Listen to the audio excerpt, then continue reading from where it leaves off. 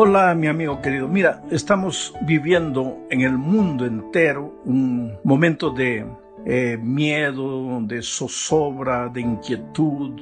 El problema no es solo el problema del virus, el problema es el problema financiero. Los estudiosos dicen que vamos a enfrentarnos después que todo esto pase al peor colapso económico de la historia. Esto es terrible.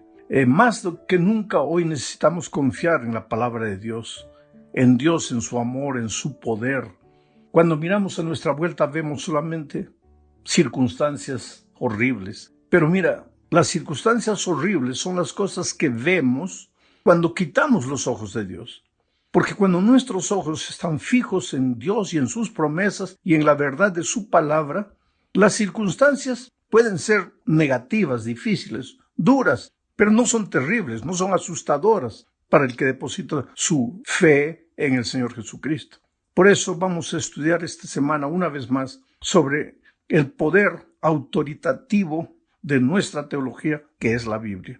Hay mucha gente que se pregunta, si existe una sola Biblia, ¿por qué existen tantas iglesias, tantas religiones en el mundo? Tú sabes que en el mundo existen 9 grandes religiones, el cristianismo, el islamismo, el shintoísmo, el brahmanismo, en fin. Pero solo dentro del cristianismo hay por lo menos unas 5,000 subdivisiones y todas con la Biblia abierta. Ahora, si hay una sola Biblia, debería haber una sola iglesia. ¿Pero por qué este fenómeno? El problema, sabes, es la interpretación que los varios grupos religiosos le dan a la palabra de Dios.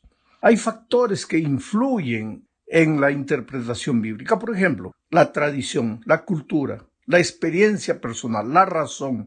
No hay duda de que cada una de ellas afecta de alguna manera nuestra interpretación de la palabra de Dios. Pero la pregunta es, ¿hasta qué punto eso es correcto? ¿Hasta qué punto es correcto que la tradición, la cultura, la experiencia personal influyan en nuestra interpretación de la palabra de Dios? Pues ese es el tema de esta semana.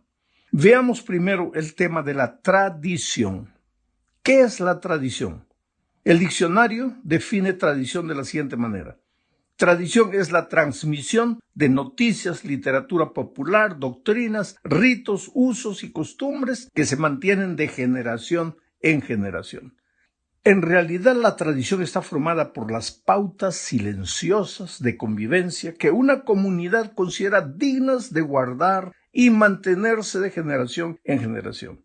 De este modo, esas pautas silenciosas se constituyen en parte integral de los usos y las costumbres de esa comunidad, para que sean aprendidas por las nuevas generaciones como un legado cultural. O sea, tradición, en unas palabras simples, es todo lo que nuestros padres, abuelos, bisabuelos hicieron y que nosotros continuamos haciendo porque ese legado fue pasado del bisabuelo al abuelo, al papá y llegó hasta nosotros. Ahora, la tradición, mira, mi amigo querido, la tradición en sí no es mala.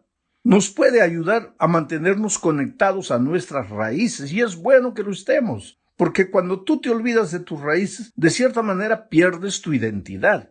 Lo que te da seguranza para avanzar al futuro es saber de dónde vienes, quiénes son tus padres, tus abuelos, tus bisabuelos, cómo vivían ellos, cuál era la cultura de ellos. Y es justamente por causa de eso que la tradición pues juega un papel importante en la vida religiosa de una comunidad y de los miembros de esa comunidad. Sin embargo, la tradición involucra también algunos peligros. Veamos, por ejemplo, el problema de una tradición buena que los judíos tenían, que con el tiempo se volvió un peligro para la vida espiritual de ellos mismos. Marcos 7, 3 y 4 dice: porque los fariseos y todos los judíos, aferrándose a la tradición de los ancianos, si muchas veces no se lavan las manos, no comen. Y volviendo a la plaza, si no se lavan, no comen. Y otras muchas cosas hay que tomaron para guardar, como los lavamientos de los vasos de beber y de los jarros y de los utensilios de metal y de los lechos. Ahora yo te pregunto a ti, mi amigo, ¿estaba errada esta tradición de los judíos? Completamente no, claro que no. Hoy, en tiempos del coronavirus, ¿tú crees que los judíos estaban equivocados? Claro que no. Ellos no comían si no se lavaban las manos.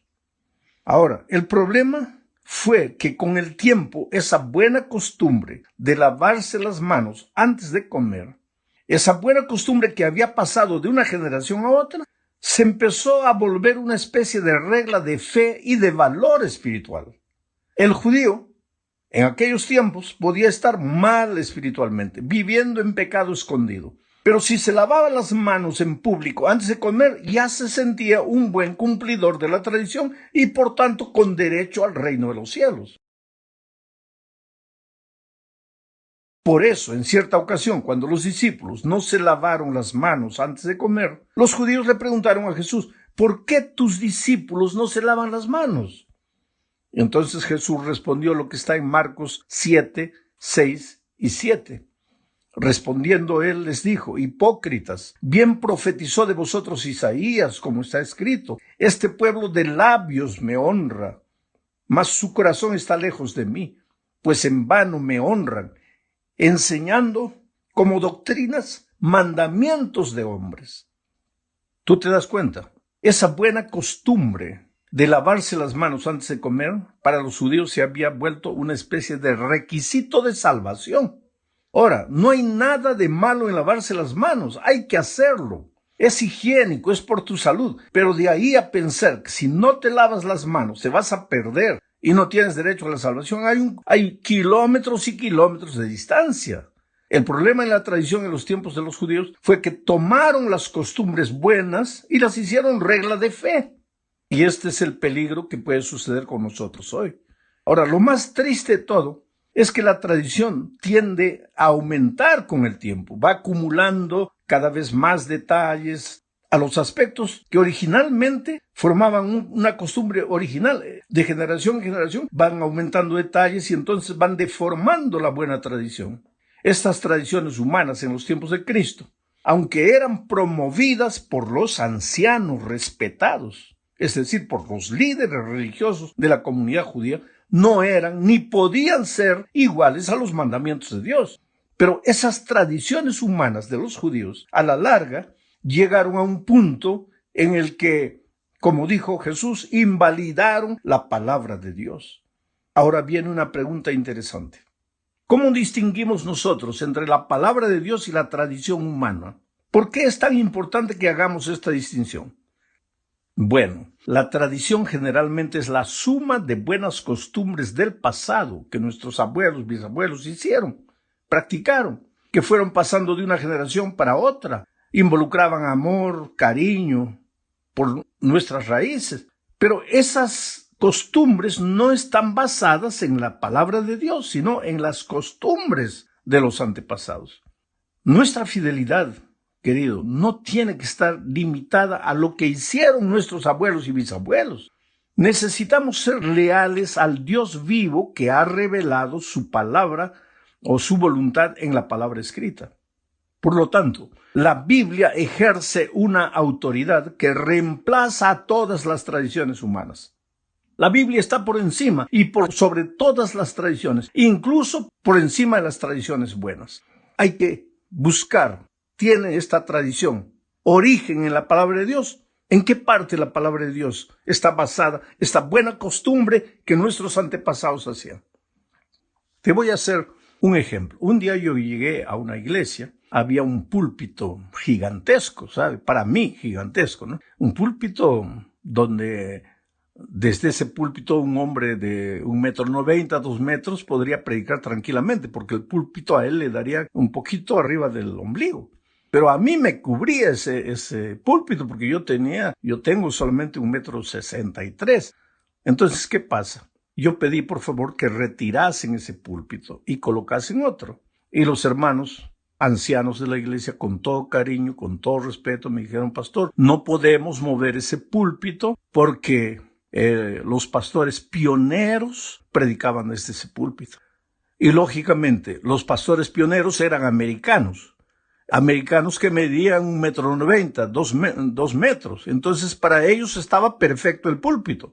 Pero yo soy, un peruano que mide 1,63 m.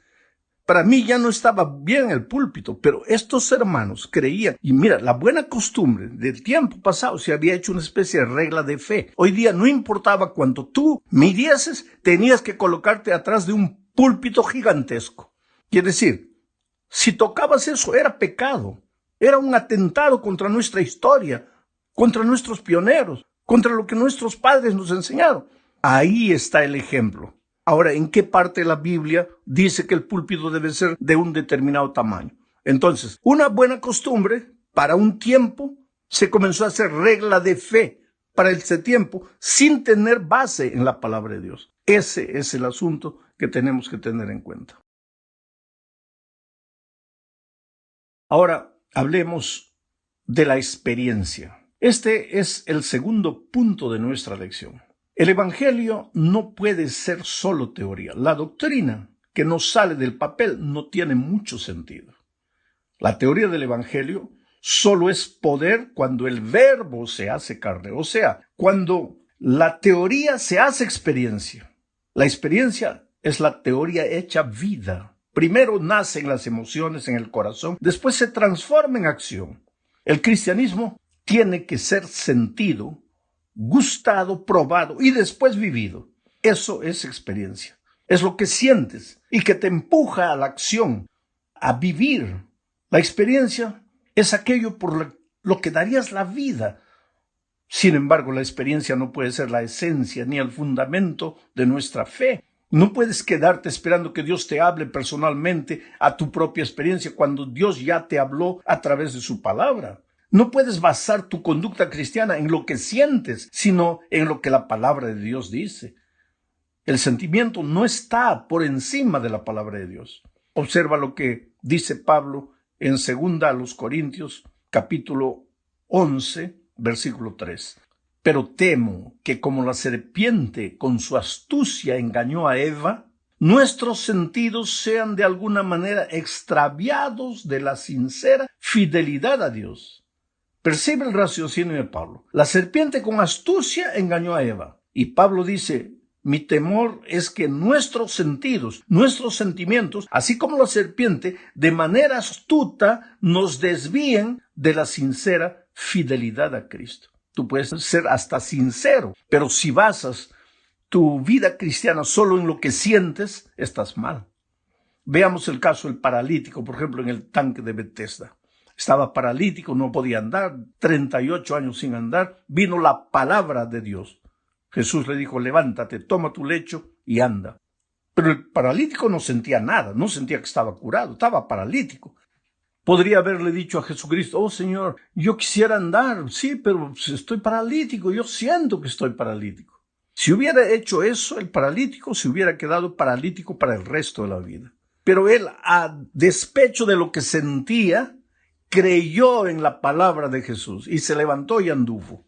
Entonces, querido, el sentimiento es bueno. El sentimiento le da sabor a la vida cristiana. Pero cuidado con normar tu vida cristiana solo por el sentimiento. Por eso Dios te dejó su palabra. En el tercer punto de este estudio veremos el papel de la cultura en la interpretación bíblica.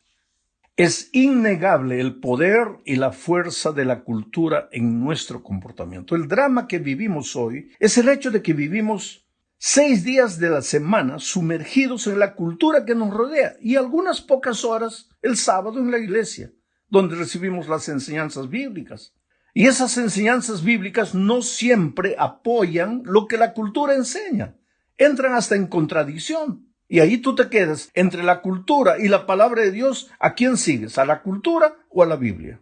El resultado de todo esto es lo que estamos llamando hoy de secularismo. El cristianismo secular intenta infiltrar en las iglesias las enseñanzas de la cultura en detrimento de las enseñanzas divinas.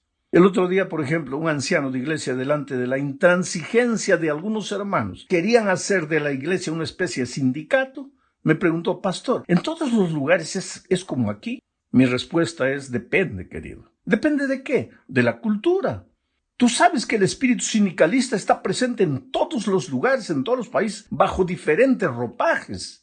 Y es lógico que esos mismos hermanos que participan de sindicatos, de agremiaciones de reivindicación durante 6 días, vienen a la iglesia y quieren que la iglesia también funcione como un sindicato. La palabra de Dios no tiene mucho valor para ellos. Lo que importa es, entre comillas, el mundo está cambiando y ¿por qué nosotros también no cambiamos? Quiere decir, si la cultura cambia, que la palabra de Dios también cambie. No es así. Yo podría dar otro ejemplo, pero no lo voy a hacer. Podría hablar sobre el homosexualismo, por ejemplo. En cierto país, alguien dijo, pastor, el homosexualismo en este país antes era prohibido. Hoy es aceptable. Pero si vamos así, dentro de poco será obligatorio. ¿Tú te das cuenta? La cultura cambió. Entonces nosotros también tenemos que cambiar. No, pues querido, la palabra de Dios es palabra de Dios eterna. Sus valores no cambian. ¿Cuál es el consejo de Cristo? Mira lo que Él dijo en su oración intercesora, Juan 17, 14 al 16. Él oró a Dios diciéndole, yo les he dado tu palabra. ¿A quién? A los discípulos. Y el mundo los aborreció. Quiere decir que si tú quieres respetar los principios de la palabra de Dios, el mundo te va a aborrecer. Y el mundo los aborreció porque no son del mundo, como tampoco yo soy del mundo. No te ruego que los quites del mundo, sino que los guardes del mal. No son del mundo, como tampoco yo soy del mundo. Oh, queridos, nosotros vivimos en este mundo, pero no somos de este mundo. Vivimos sumergidos en la cultura de este mundo, pero no podemos contagiarnos de la cultura de este mundo. Hay muchas cosas buenísimas en la cultura, pero también hay mucho veneno infiltrado, y tú tienes que tener la luz de la palabra de Dios para no dejarte arrastrar por la cultura. No podemos aislarnos del mundo. Tenemos que cumplir una misión en este mundo. Pero mira lo que la sierva de Dios escribió en Consejos para Mayordomía, página 306. Los seguidores de Cristo han de estar separados del mundo en sus principios e intereses, pero no deben aislarse del mundo. El Salvador trataba constantemente con los hombres, no para alentarlos en alguna cosa que no estuviese de acuerdo con la voluntad de Dios, sino para elevarlos y ennoblecerlos. Si tú vas a una rueda de amigos, que sea para que tu influencia los lleve a Cristo y no para que la influencia de ellos te sumerja a ti en una cultura que no tiene Dios y que no respeta a Dios. Vamos al cuarto punto, se nos está yendo el tiempo. El papel de la razón y la interpretación bíblica. Leamos 2 a los Corintios capítulo 10, versículo 5. Derribando argumentos y toda altivez que se levanta contra el conocimiento de Dios y llevando cautivo todo pensamiento a la obediencia a Cristo.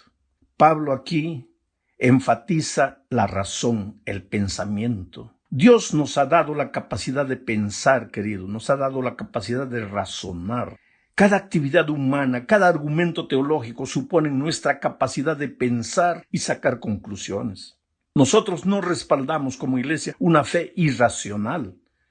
Sin embargo, a partir de la Revolución Francesa, la humanidad cambió. La razón humana asumió un papel nuevo y dominante en la humanidad. En la Francia del siglo XVIII, un grupo extremista propuso abolir el culto a Dios y sustituirlo por el culto a la razón. Se llegó a celebrar un culto a la razón en la Catedral de Notre Dame en París, en la cual una hermosa actriz desempeñó el papel de la diosa razón. La historia nos cuenta también que Francia desató una guerra terrible con el fin de destruir al pueblo de Dios y a su palabra.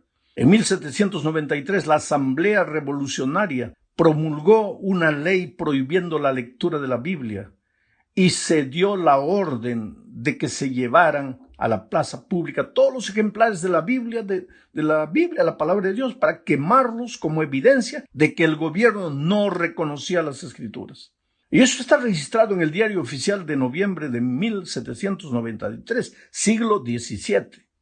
Creo que anteriormente dijo 18, fue un error mío. Allí, en ese diario, se publicó lo siguiente, lo voy a leer a la palabra.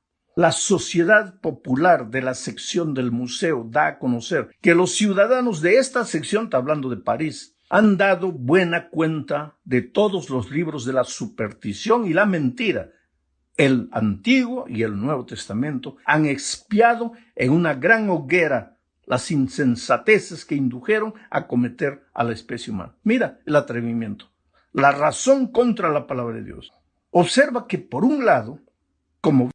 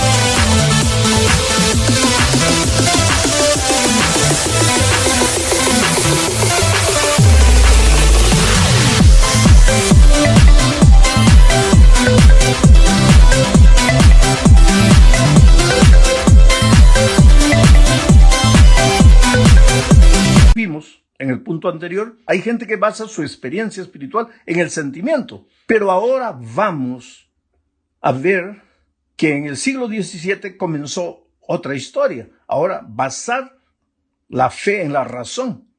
Es decir, basar lo que crees en la razón. Gente que basa su experiencia espiritual únicamente en la razón. Esta manera de ver las cosas, llamada racionalismo, es la idea de que la verdad no es sensorial, sino intelectual, y deriva de la razón. En otras palabras, existen ciertas verdades y solo nuestra razón puede captarlas. Esto hace que la razón humana sea la prueba y el criterio para la verdad. La razón se convirtió en la nueva autoridad ante la cual todo lo demás debe inclinarse, incluyendo la autoridad de la Iglesia y, lo que es más grave, la autoridad de la palabra de Dios. En el siglo pasado hubo un teólogo llamado Rudolf Bultmann. Él falleció en 1976. Él fue autor de la famosa teoría denominada la desmitologización de la Biblia. ¿Qué quiere decir eso? Él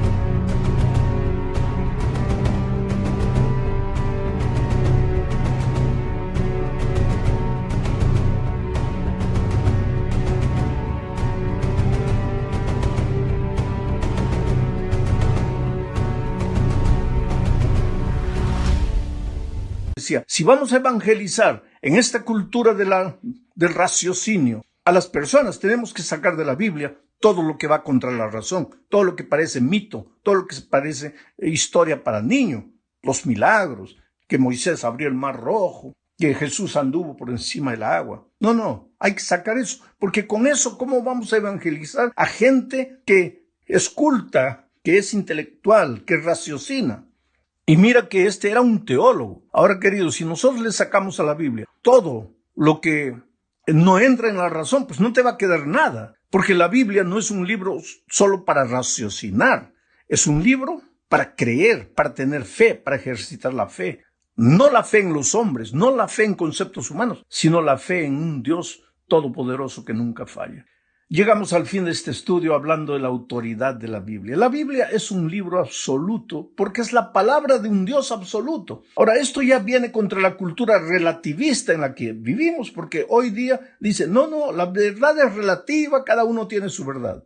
Pero la palabra de Dios dice, no, Dios es absoluto, su palabra es absoluta y cada uno no tiene su verdad, solo existe una verdad. Jesucristo dijo, yo soy el camino, la verdad y la vida.